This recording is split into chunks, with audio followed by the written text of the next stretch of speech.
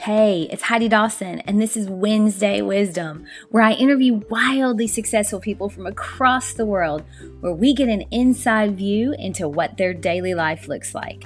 Success leaves clues, and on Wednesdays, we're finding them. Join me now for the latest wildly successful interview. Hi, guys. Welcome to episode 116 of the Wildly Successful Lifestyle Podcast. I really enjoyed this next interview with Monica Roseberry. We recorded a few weeks ago, and I have to say, I have already benefited from so many of the things that we talked about, and I think you will too. Monica is an author, a speaker, and a coach, and she specializes in sports stress and pressure performances. I think we can all relate to that. She also has a Master of Arts in Kinesiology and is an award-winning teacher. She is a popular speaker at spa and massage conferences, but she's so passionate about her life work, and it really shows. So if you're one of the many people that has a phobia, I don't know, maybe you're worried about the vaccine needle, or maybe you just feel the pressure to be perfect or make no mistakes when others are watching, well, she most certainly can help you as well. So listen in as I talk to Monica. Hi, Monica. It is so nice to see you again. How are you?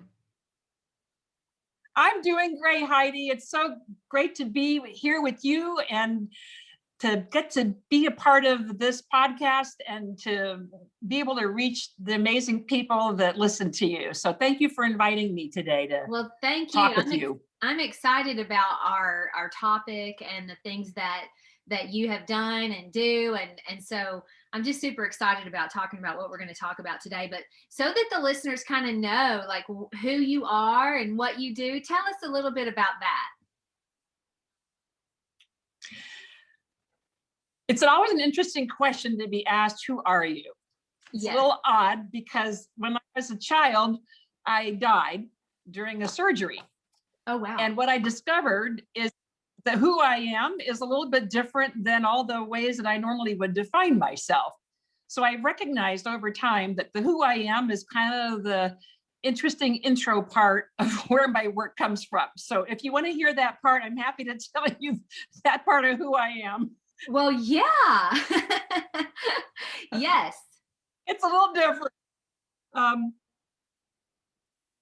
What I got was when I had my near-death experience, it's something that I've studied a lot as well, is that who I am as basically an eternal soul.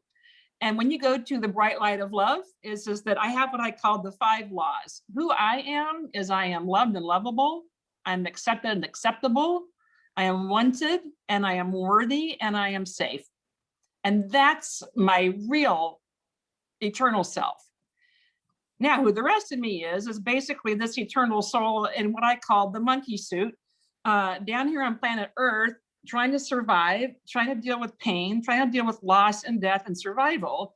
And seems to be a lot of what my work is about is basically how do I recognize my true self from that near-death experience and integrate being in the monkey suit that has an immense amount of fears.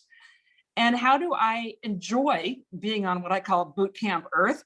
And how do I learn to love and live and travel and have a great time? Because it's an amazing planet.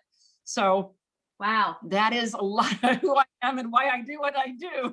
I love that though, because I kind of have goosebumps because you probably just defined every single person listening, right? We have yes.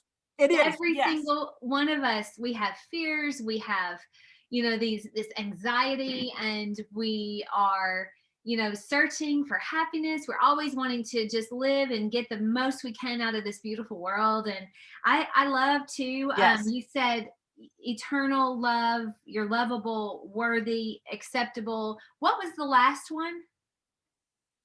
And safe. So I call it the 5 laws. It spells out, is that we're loved and lovable. We are accepted and acceptable. When people describe the near-death experience, when they basically go to that bright light of love and the peace and the joy and the welcome home, and it's like, oh, wow, that's me. I'm loved like that. It's like, yes, you're loved like that. And I'm accepted as I am, and I'm acceptable as I am. And I'm worthy. I was created and I'm worthy like this with me, really? And I'm wanted? Yes, I'm wanted. One of the biggest human fears is that we're not wanted. We Yeah. believe we're not wanted. And then safe. It's like, yeah, once we're back in the soul out of the body, we realize how safe we are. And it's when we're in the body that we feel unsafe most of the time. And so, how do we protect ourselves? How do we have enough to eat? How do we keep a roof over our head? How do we not, it's like we're inherently, it seems to be boot camp Earth is about experiencing not being safe and having the fears that keep us safe. And then also having to have, getting to balance out with, what is the point of this play? Like, why am I here?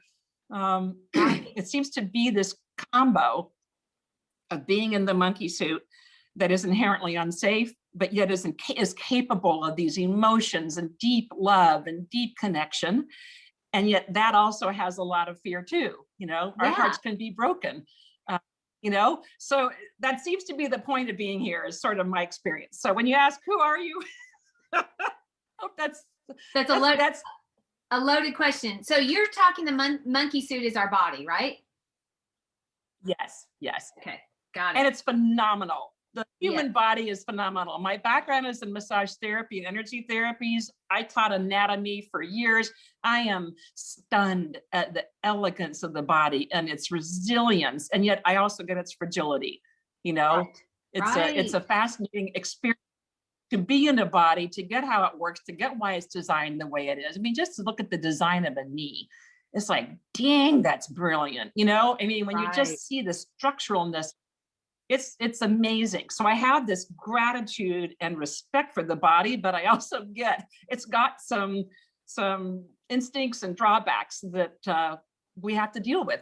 Well, instincts that our ancestors needed to survive that we probably don't need so much anymore, but it still kicks in because it's hardwired into our brain, right? Okay, so with all of that being said,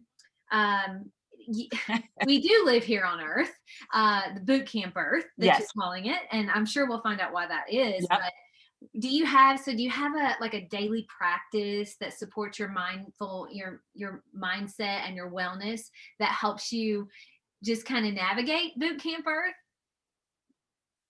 Yes, I do. I actually have a few of them. They're not the normal. I don't meditate. I've been in the massage industry since I was 22. I'm much older now.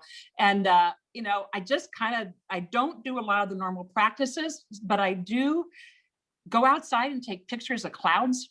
And I go and look at birds because when I was 28, I started having heart arrhythmias due to stress. And I found that bird watching made me feel like insignificant enough that I wasn't so important that I didn't need to be that stressed.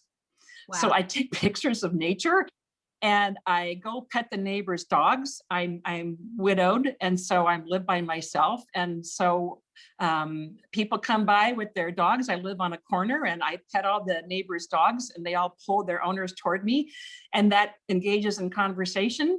So it's like, again, these weird little practices that I actually consciously engage in.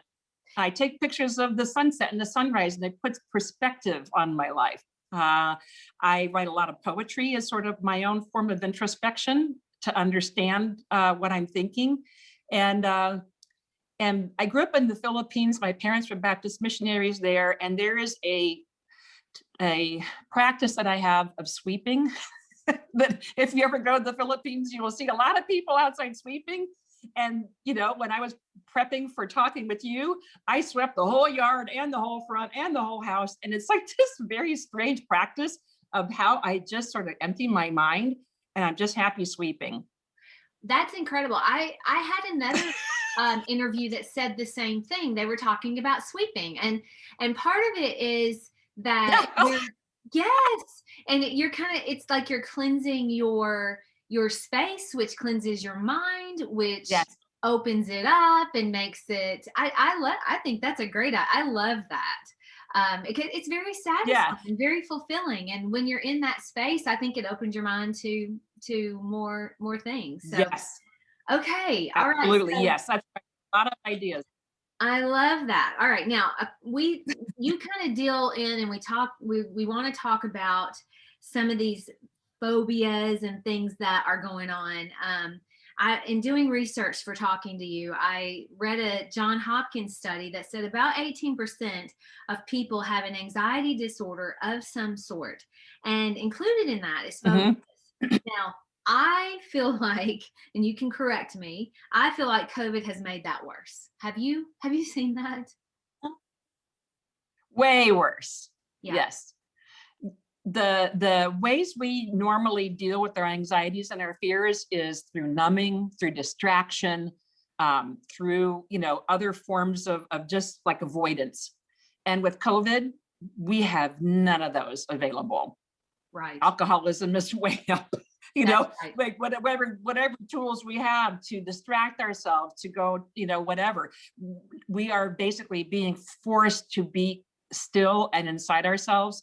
I feel like COVID is actually a very important experience for the planet where we are right now, where people are really having to be forced to look at their values, what matters, what's not important anymore, and facing some of our own choices and some of our own lives that we've kind of just been bouncing along, not paying much attention. We're having to pay attention.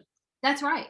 So I'm on the phone. I'm on the phone 12 hours a day talking with people who are like, this was fine until COVID. And now I realize it's like, I had to make some choices. I'm being forced to make choices. I'm being forced to look at my life. I'm being forced to deal with my family, with my partner, with whatever. And anxiety is absolutely on the rise. And a lot of shifting and changing and growing is coming with it. Like we've almost been forced into some kind of rock bottom. I mean, the kind of clients that I work with, I like them to be highly motivated, desperate, have tried everything else, have tons of insight, and nothing has changed. And basically, COVID is doing that for a lot of people. They are desperate. Nothing has changed. Nothing is working. And they want to, they're tired of the mediocre life and they want something different. Absolutely. And I would think that, my podcast called Wildly Successful Lifestyle, people that listen to it, they're looking for that as well. It's all about making us the best version that we are. And that doesn't look the same for everyone. It's totally different for everyone. So you, when we're talking about phobias, I think that there's a difference, obviously, between a normal fear and a phobia, but how do you know the difference between, if a client comes to you with just a healthy fear, or how do you recognize the difference between phobia and normal fear? So my definition of a phobia is pretty simplistic. It's not a medical definition. It's basically a fear. The conscious logic hasn't changed. Okay. So a lot of people want to work with fears by saying, make them conscious. Okay. Or then try to logic your way out of them. That's tough. Logic. So a healthy, So a healthy fear can often be managed with logic and action. Okay. It's like, I'm afraid of being hit by a drunk driver. Therefore, and I can take mitigating action. I can be wise in my choices. I cannot drive at 2 a.m. There are things that I do. That is a healthy fear, that there is absolute risk to my heart, to my body, to my mind, to whatever. Right. And I can take logical action that can mitigate the risk of that fear.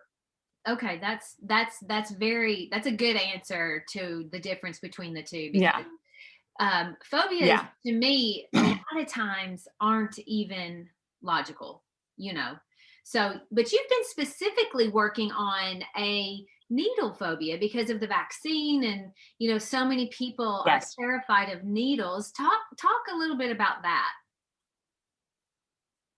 So and needle phobias are a little different than any other kind of phobia that I've worked with. So the research that's been out there is that 20 to 23% of adults have some form of needle phobia, to the point that they will not get medical attention. It's actually very high. I got this off of needlephobia.com and other stuff that I've worked on, looked at, is that it's actually quite high. And there are a lot of people who will literally die because they're so afraid, not just of the needle, but of their reaction to it. So there has been a lot of what makes this different than any other forms of phobia work, which, I love phobia work. It's so fun. It's so fast. It's so easy. Give me a glass of Chardonnay at a party and we can take care of, a spider or a moth or something like that. It's like, it's easy, it's give me a half hour. That's interesting. So needle phobias are actually quite different because some of them are genetic and physical, and the risk, there's a high risk in working with needle phobias because some people have what they call the vasovagal reflex reaction and they pass out, and some people actually even have different kinds of reactions, and so they're afraid of the reaction to the needle itself. So taking this on and trying to do it at the scale that I want to do it with videos and whatnot is a little risky, but it needs to be, someone needs to do work different than what I've seen anybody else doing. Yeah. Well, I mean, for me, I don't have like a phobia of needles, but I have found that I get very stressed when I know that I'm going to the doctor. Say I get poison ivy. Okay. I know when I go to the doctor that if they give me a cortisone, I mean, the cortisone shot hurts, but it doesn't hurt as bad as what I think in my mind that it does. I'm like just dreading it. Like I'll be sweating and then they give me the shot and I'm like, oh my gosh, that was nothing, so there is some of that too, I'm sure. Absolutely. And that actually is an interesting thing because that's part of this is why, again, this is different than other phobias, but that's part of the monkey soup is that the fear of the pain and the vasovagal reaction, the blood pressure goes way up from the stress and then the blood pressure drops and then the blood leaves the brain and people pass out. So, it's a very different,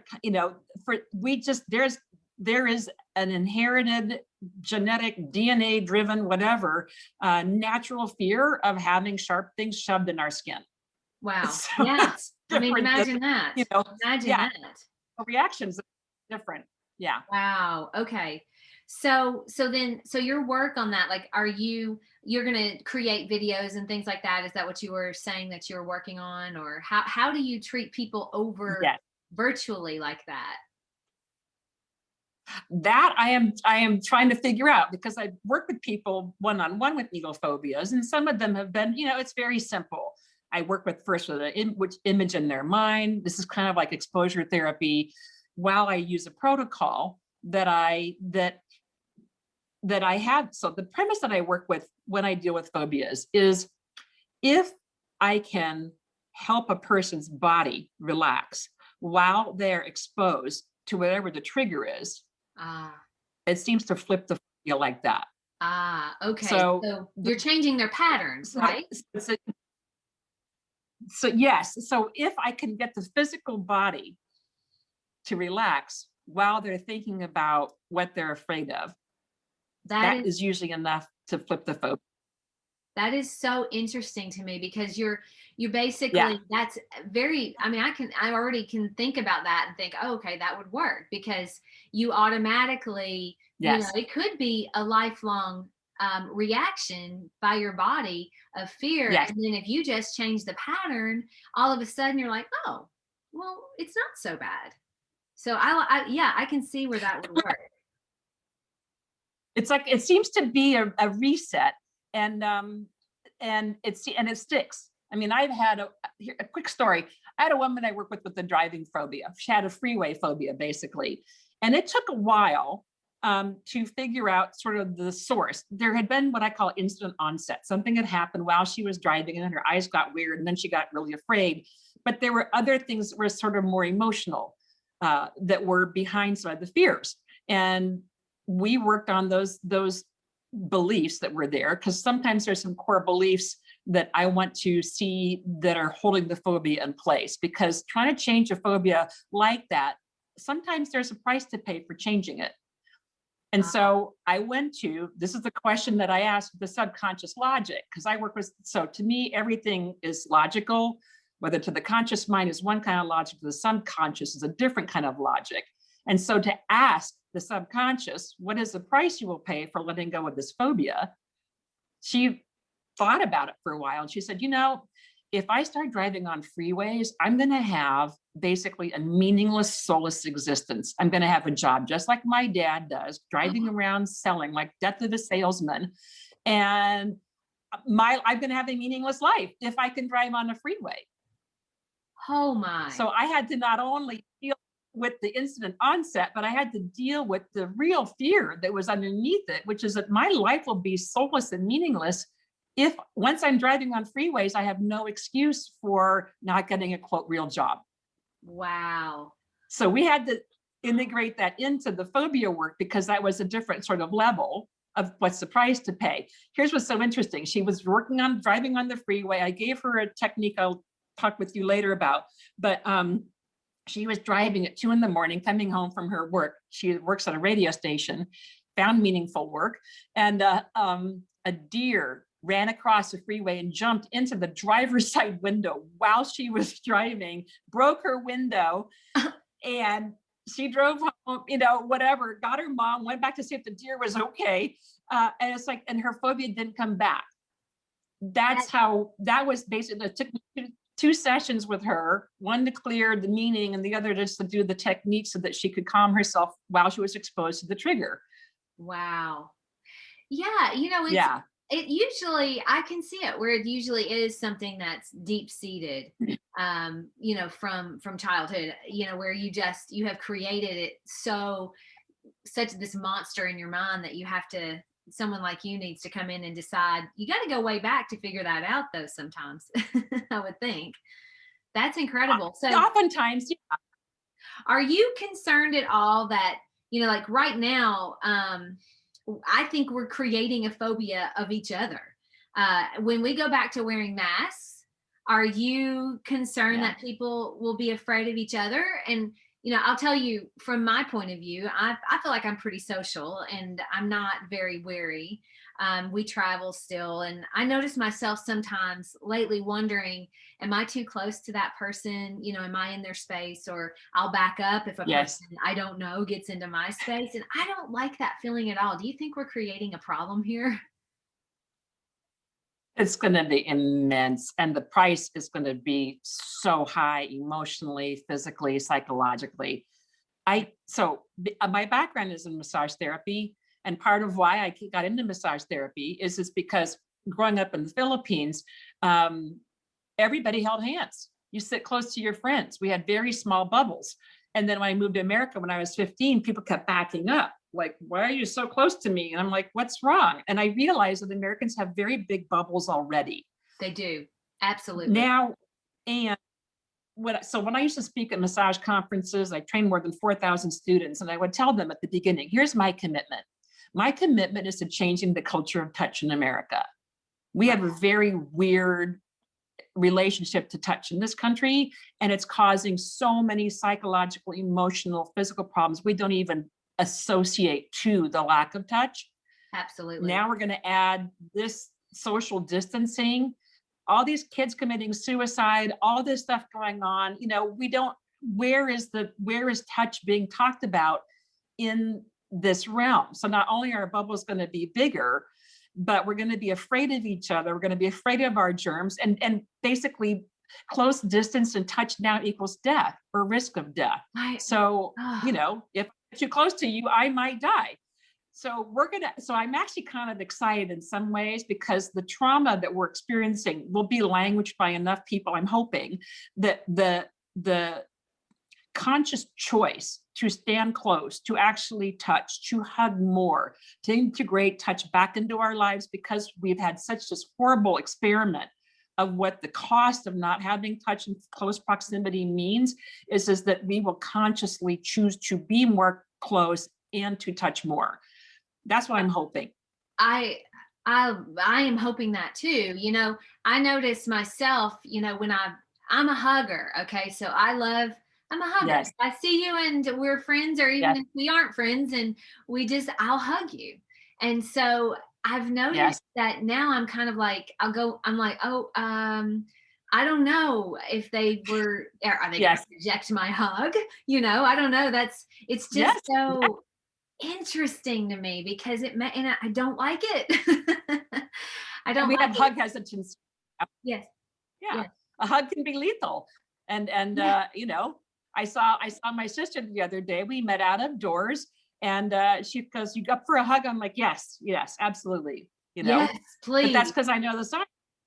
Science says that this is not a virus that passes, basically through tangible surfaces. It's airborne. So it's going to take some re-education, and I hope that we're conscious about it. Okay, good. Well, I think what you're working on, and some people like you are the ones that are going to have to create things like that, because our Yes, kids, the young kids, are being programmed in that way. And I see them with their correct. little masks at 3 years old, and I'm like, Yeah. in my mind, I'm thinking, what in the world are we doing? This is going to take some real undoing, and you're very correct, because most of our like core beliefs get created ages 0 to 7, and then they kind of disappear as the brain changes at about age 7 going forward. And that's where a lot of my work goes, is how do you change a core belief that you started with 0 to 7 that's now Right. basically out of it's out of conscious reach. And that's why I work with phobias, is because it's not conscious, it's not left brain. You can't get that. You can't make much change consciously. So this is where it feels like the work that I'm doing, how do you use the body as you help change the brain, is you're going to have to use the body to change those core beliefs You have for to. those kids growing up now. Yeah. Controlling, like, your thoughts. You're talking about your thoughts and all of that. That's a lot of what seems to be like not panicking in dire situations, so when you have, really, your thoughts are what create the panic, I think, right? I mean, how do you help people that have panic attacks? I know, for me, I'll give you an example with me. I was scuba diving Yeah. in the last couple of Oh, years, wow. and Yeah. we were going through a cave, and my BCD vest got caught on a cave wall. Now my Oh, got mind it. Yeah. immediately wanted to panic. I was like, oh my gosh, this could be Uh, really bad. yes. But I know the cost. Yes. You cannot panic 60 feet below water. And so I just No. thought about it, and I was like, okay, there's something I can do here. I have a person, 10 feet in front of me, and then there's a person, my husband was 10 feet behind me. And so I knew logically that I could be safe. And then I just realized, oh, all I have to do is just back up a little bit and go back forward. And I got myself loose. But had I panicked, I could have torn the BCD vest. Yes. I could have rushed to the top. So how do you help people that have panic attacks? So to answer a short answer, I help them use the body to change the brain. So what happens? So a lot of the clients that I worked with initially was kind of athletes in the mental game who choked under pressure. I work with people who blank on tests. I work with people who basically they lose their thought when they're giving a public speech. And the same premise is there with panic attacks, is that when we go into a stress response, a fight, flight, or freeze, the blood flow goes from the prefrontal cortex, kind of right behind our forehead, and it leaves that area, and it goes back to the base of the brain to give us what we need to do to get, whether we're fight, or freeze, to do those actions. So my work says, how do I relax the body as quickly as possible, shift from the nervous system back to the parasympathetic, where the blood flow goes back to the brain in the front. That's where my logic is. That's where my short-term memory is. That's where my executive function is. So all of my work is essentially, how do I get the blood back to behind my forehead? So when I'm working with the panic attack, so the first thing is with the panic attack is that I have to have them understand, that they have control over it. And when people who have them are afraid of they have fear of the fear. Mm. And what they don't know is that they can stop it. So usually what I've had clients describe me, they'll get a sensation And they'll go, oh, I'm panicking. Oh no, this is the beginning of my panic attack. When my chest felt tight, and then they start looking for the next symptom, and the spiral starts to go down, the dominoes start to fall, and they start to pay attention to, oh, is this a panic attack? Can I stop it? Oh no, and then they're helpless in stopping it.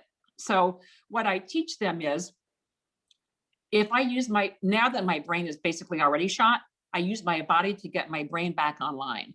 And so with them, I usually taught them a protocol ahead of time. And I have basically one go-to point, and I have a phrase. And actually, if I would go to what I was dealing with the Tony Robbins training recently, A Date with Destiny, he says there are 3 things you focus on: your languaging, your physiology, and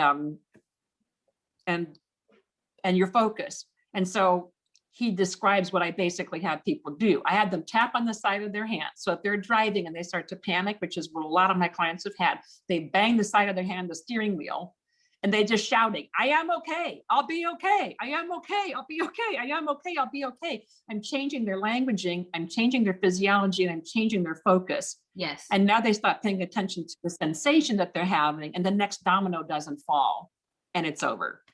Wow. So they can stop the spiral in a second. It's and when they know, changing, changing your focus and your physiology and your, what was the third thing? And your languaging. Yeah, because I like that. Like because you feel a different sensation, and your thoughts, you're telling yourself what to think. And I like that. Yes. Yeah, okay. All right. So that can be used in a lot of different areas. Oh yes, I work with it with with golfers who have whatever, anybody. It's like right beforehand, as long as, so usually I'll do sessions with people where we'll do different ways of using the body to change the brain. I use a ton of them. I use brain gym, I use EMDR, I use neurolinguistic programming, I use Ayurvedic, I use traditional Chinese medicine, I use contralateral. I mean, whatever I can do to use the body to get to the subconscious. That's how I get in the subconscious, is I use the body. Wow. And once I'm in the subconscious, how do I negotiate with the subconscious? And then how do I train them is that when they want to go to a panic response, because they think it's smart to go to a panic response, the logic in the subconscious is brilliant. Actually, it just doesn't often meet our goals that are conscious, is that I need to negotiate with my subconscious. And the way I get to them is through the body. So once I've worked with people, I'll have them, for example, this is more classic emotional freedom techniques, tapping on the side of the hand. I tap on one acupuncture meridian.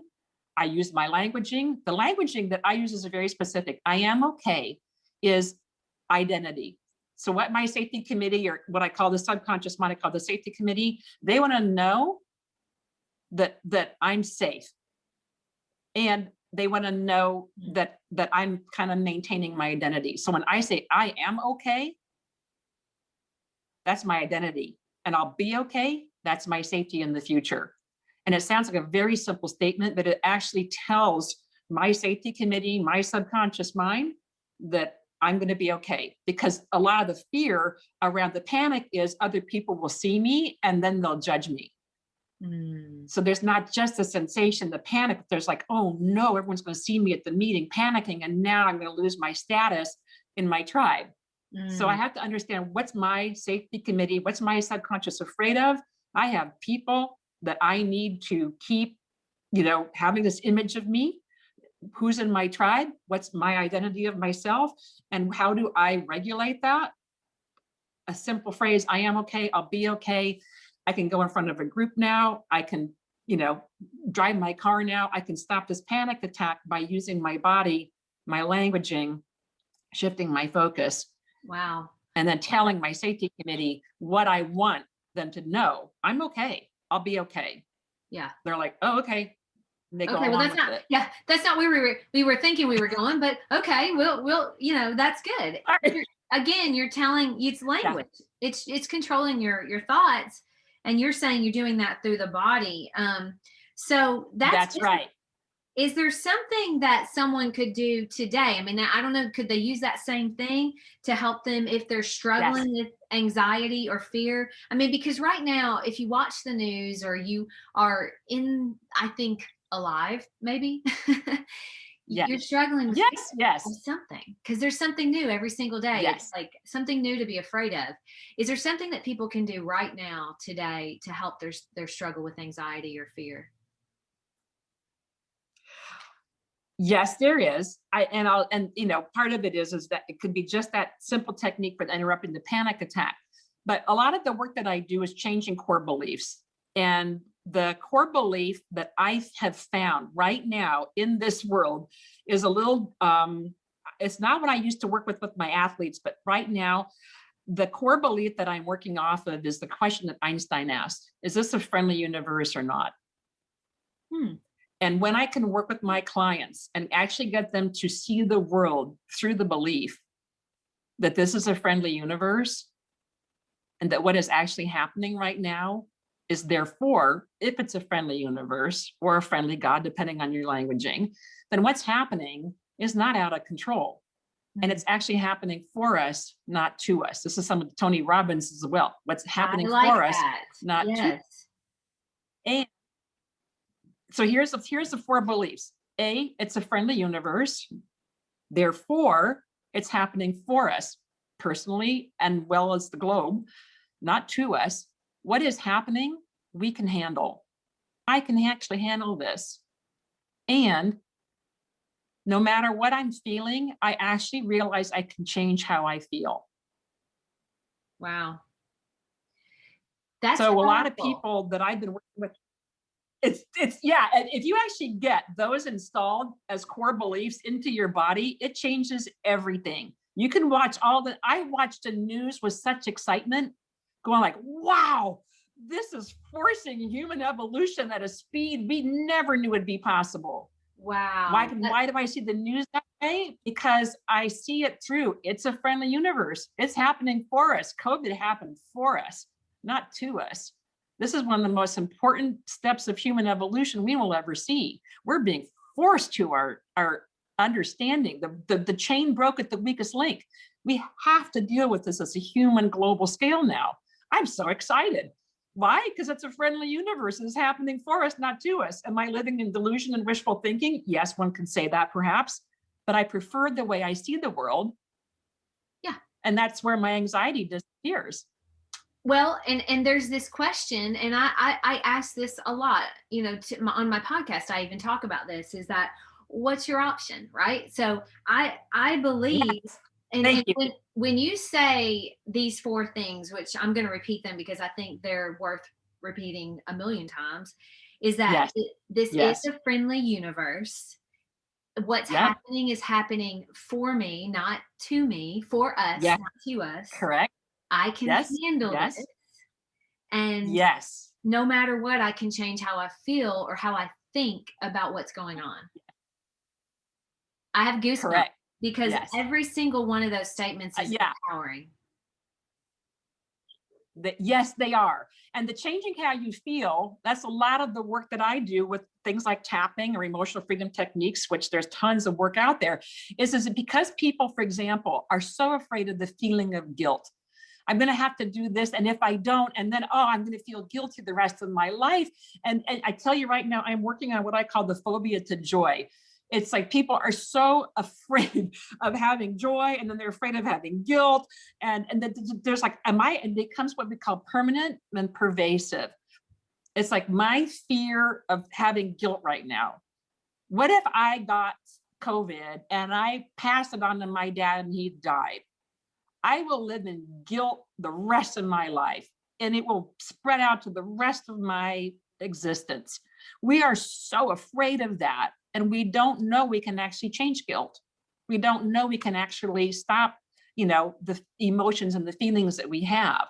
And when A, you can handle it, and B, you can change how you feel, people can die. And, like I said, I was widowed recently. It's like, I know what it's like to have grief. I know what it's like. And you know what though? I use all four of those to maintain my sanity. It's a friendly universe. It's happened for me, not to me. I'm not a victim of this. It feels like crap, but you know what? I'm not a victim in this. There is a bigger path and purpose in here.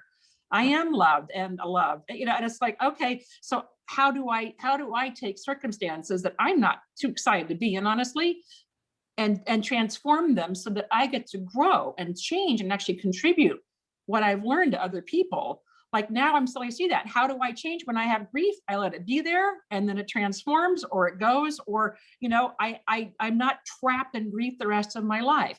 So that kind of, to answer your question in terms of anxiety, what's the best technique? Understanding those 4 things and saying them over and over and over. I have them down and I have to go through them a lot, but they maintain my sanity. That's beautiful. And you were talking about something that if I've heard it once, I've heard it 100 times. And that's, if I get it and give it to my parents, I would never get over it. And just that language alone, I would never get over it. Like you're putting a death sentence on yourself. That, and this is, right. I've had experiences with families where one person got it and gave it to everyone, and the guilt, and and I've said to them, I'm like, did you intentionally get COVID? Did you know you had COVID and you were hanging out with people anyway? No, you did nothing wrong. You did nothing wrong. And that is, I think the key to this is that people in the media are trying to make people feel so fearful and feel guilty. And, unfortunately, some people will go right along with that. But there's nothing intentional.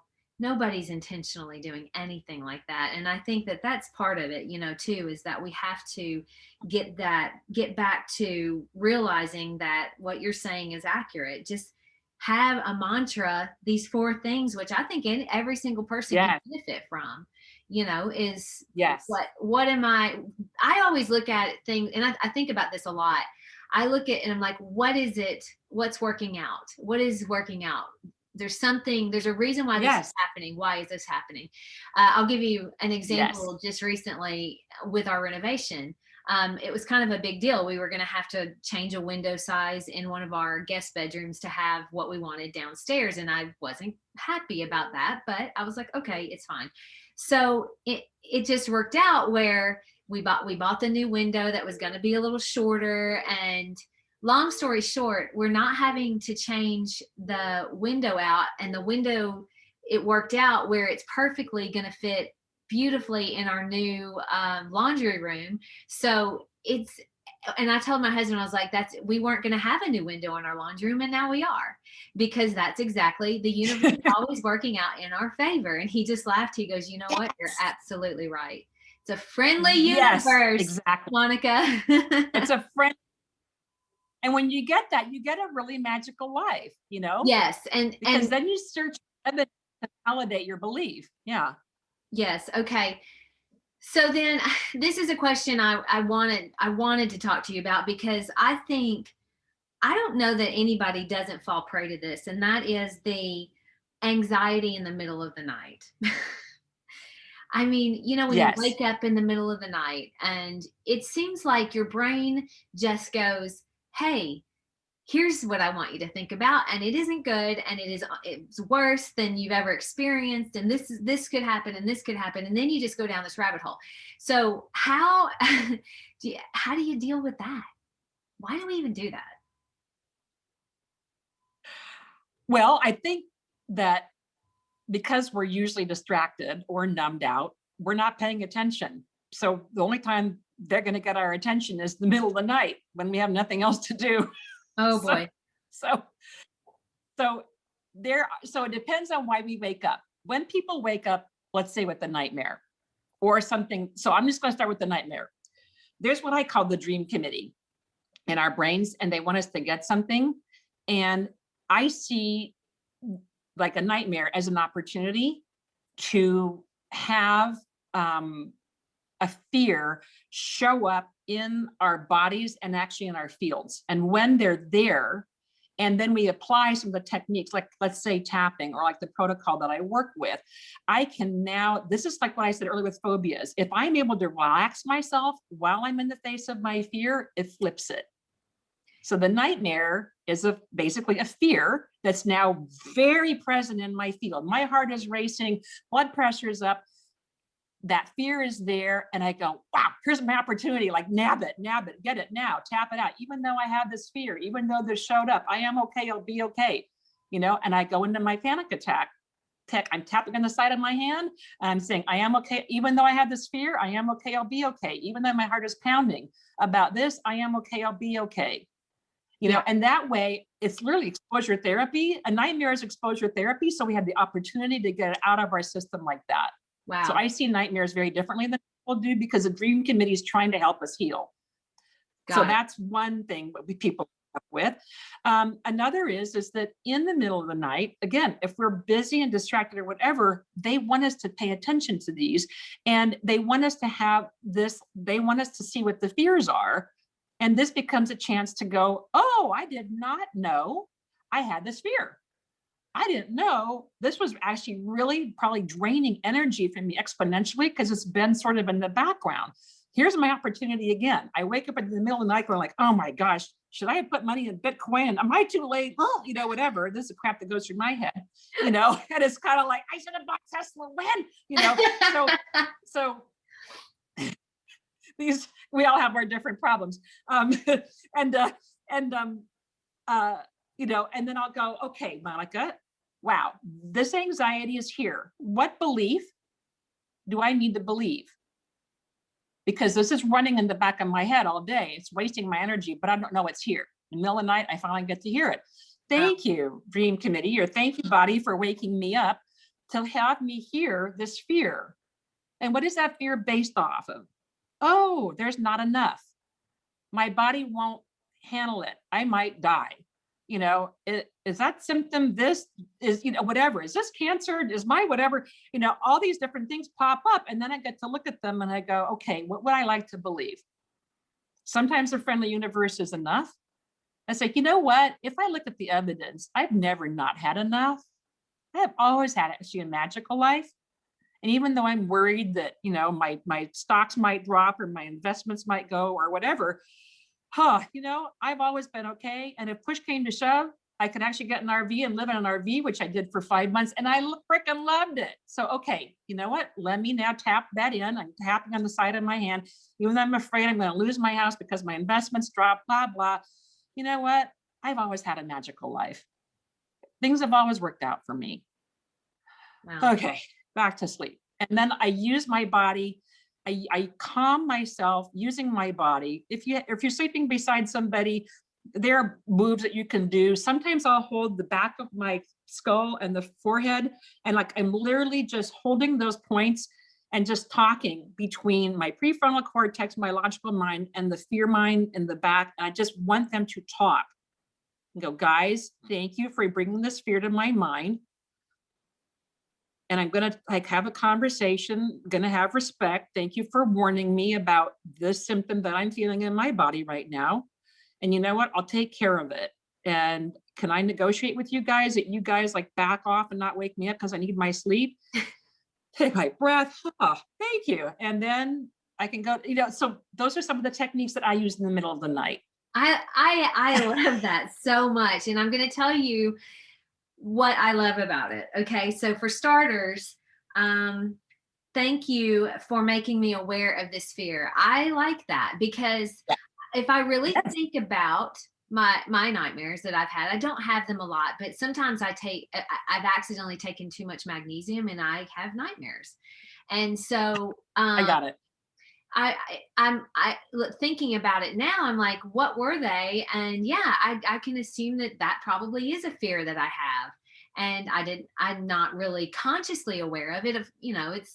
So I like that. Thank you for making me aware of it. And what do I need to believe to make it better? And yes. And that's so good, because you're basically helping yourself out of it, and you could use that with anything. You can use that with anything because it's just a fear. It's not reality. Just because you think it doesn't mean it's real.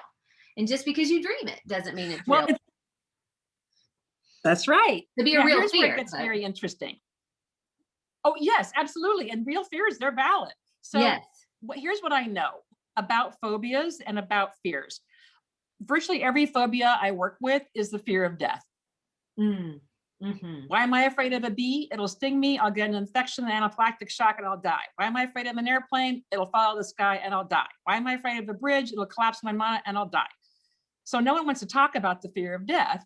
But here's what I know, having died already, is that when people die, these are usually the more full-blown near-death experiences, and they get to the other side, there is somebody there saying, it's not your time. You have to go back. So what that tells me is that there is a time.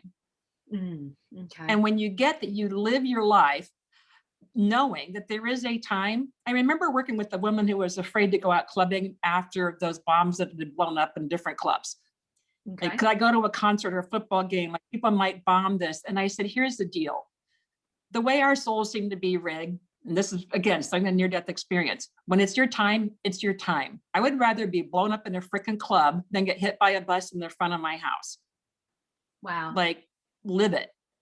And when it's your time to go, it's your time to go. Absolutely. And that is why I think that this with COVID, people, I know there have been people, my husband and I still travel. We still go out as much as we can. We go out to restaurants. We want to still live. And I've said it 100,000 times. If that's what takes me, then that's what was meant to happen. And I don't think it will, because I'm healthy and I take vitamin D. But I do think that there's a lot to that. Like, you just have to live your life and don't be afraid, because we're all going to die eventually. Yes, we are. Yes. And I'd rather be dead. I'd rather die living. My sister was going to fly to, this was a while back, with the flying doctors to do some book deliveries to Baja. And she's given away over 250,000 children's books. And this is a big drive of hers.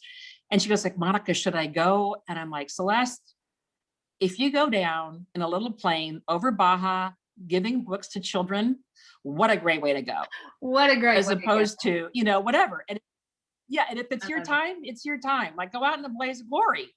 And so you want to be wise about your life and take your vitamin D and, whatever. But in the meantime, when I look at fears and phobias, they usually are about, when we get down to them, they're about the fear of death. They're the fear of the death of loved ones or of our own death or whatever. This is what a lot of waking up in the middle of the night will have.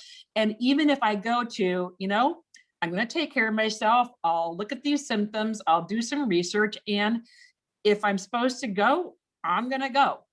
Yeah. And if I'm not, I'm still here. So if I'm still here, then I have work to do, and it's like, and then I can, right. It takes the anxiety out of it. It does. It does. And, I love that. And I'm so glad that we talked about that, because I do think it's a conversation that needs to be had. So there was one other question, and I know we're going long because you're just so interesting, but and phobias are a very interesting topic. I watched an interview, and you kind of touched on this just a few minutes ago, where you talked about you were helping an athlete get past a belief that stemmed from something that happened as a child. So talk a little bit about that, because you did talk about like the frontal, the frontal part of the brain communicating with the back part of the brain. Yes. A lot of times, tell a little bit about that. So the way I work with people is that I work with this imagery of what I call the safety committee. I found that most people trying to do limiting belief work or how to change your subconscious or whatever, they use very abstract things, which I'm very literal and I'm very visual. So I had invented this premise of the safety committee, which is a bunch of guys who sit around in a submarine. And between the ages of 0 to 7, when my prefrontal cortex is not online, it has not had the myelin sheathing there. And I'm living in almost like a theta state where that's like recording all the time. Santa's real, Easter Bunny's real. There's no filters of what's real and not real. And we are constantly at that point downloading beliefs that run our lives. Beliefs are essentially shortcuts for how to do things. And we are downloading beliefs, what makes our parents happy, what makes our siblings safe, whatever. And they're all basically, a lot of them are, how do I get approval so that I maintain my status in the tribe? Like if I upset my parents and they throw me out, I'm dead. That's the thing about being babies as humans, is that we have a very, very long process before we're self-sufficient. So we have to basically pay attention constantly to the tribe rules, family, community, teachers, whatever, to know how we're supposed to behave. After about 7, our prefrontal cortex starts getting more myelin sheathing. For males, that doesn't end until like 22. So it's a long process to for our brains to sort of like lock and load what's smart, what's not smart, what's wise, what's not wise, et cetera.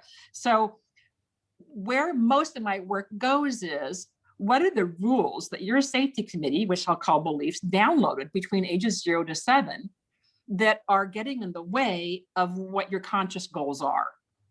So I have a conscious goal. I had students, I trained thousands of massage students, and they'd come in and they'd go, oh my God, I can't pass this test, blah, blah, blah. When I would work with them then, well, what's the price you're going to pay for passing this test? Well, in my tribe, no one's gone to school, no one's got a certificate, no one's been a massage therapist, and all my friends are laughing at me and leaving me. So passing this test means I give up my whole community. It's not worth it. So now I have to work with them. That was before I created these constructs, but that's where I saw it. What's the price I'm going to pay to pass this test? What's the price I'm going to pay in my tribe? So with this particular athlete, he was a golfer, and his hands would shake when he would got on short putts, not on long putts, which means his hands worked.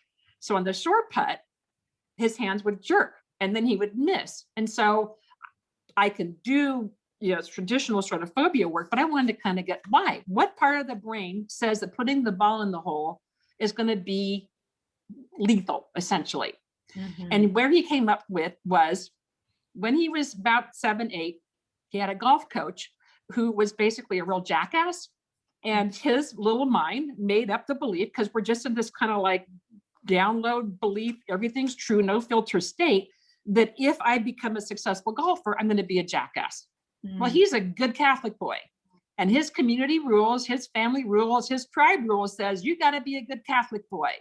But now he's got this hookup that is logical to his subconscious, not logical or even known to his conscious mind, that to be a professional great golfer, he's going to become a jackass. Be a jerk, yeah. Later on, as a young golfer, he had a friend who became very successful.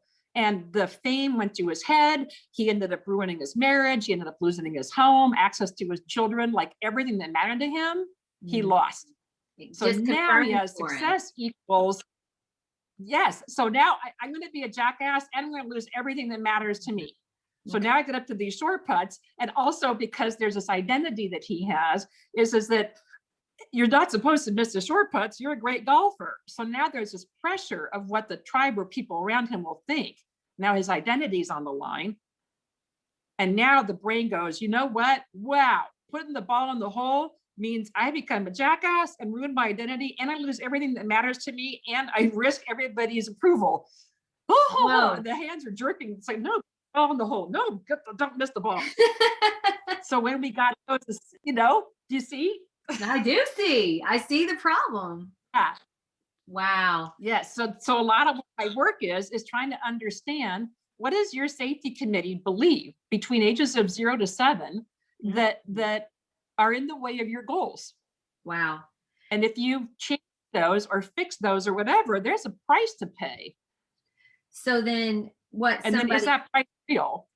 Right. What would be helpful is somebody could kind of look at their family rules and say, what were things that my family instilled in me that could be a problem for me right now? Yes.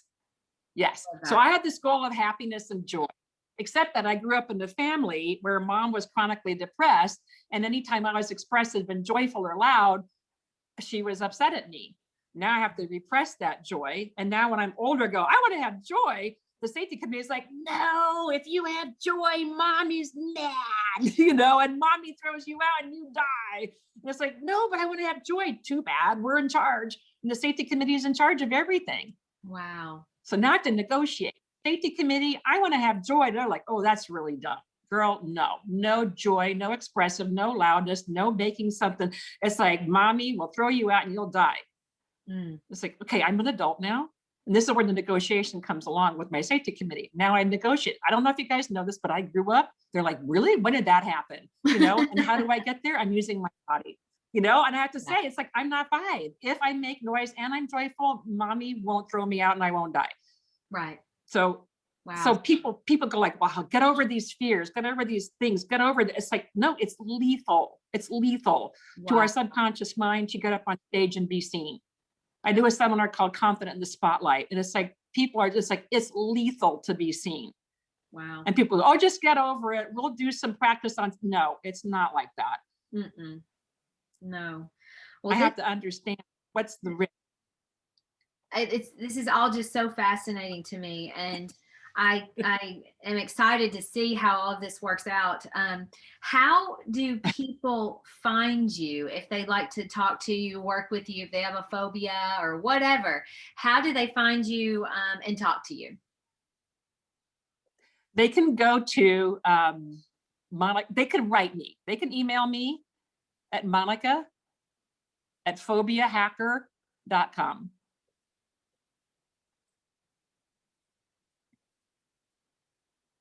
Monica@phobiahacker.com. I like that.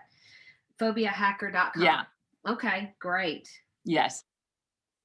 And that's awesome. I think, that's so necessary, especially right now, just like we were talking about with COVID. People need to know that they're okay, and having someone like you help them and confirm, just kind of work through some of those things. It's so crucial. Sometimes you just need to talk to someone that kind of knows what they're doing, and it's fascinating talking to you today. And I'm thank you so much for coming on and sharing all of your wealth of knowledge about all of these things, because they do make a lot of sense. And our brains are crazy things, but they're beautiful and can create really, really good things for us if we let them.